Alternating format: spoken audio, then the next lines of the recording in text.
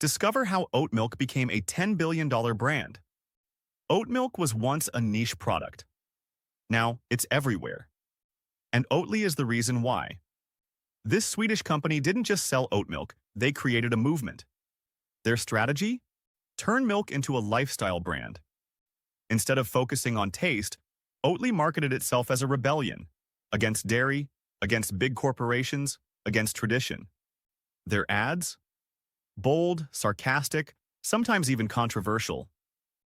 But it worked. Starbucks, Whole Foods, and even McDonald's started selling Oatly. And when they went public in 2021, their valuation hit $10 billion. The craziest part? They weren't the first oat milk company. They were just the first to market it like a revolution. So next time you see someone paying $7 for an oat milk latte, remember, Oatly didn't just sell milk, they sold an identity.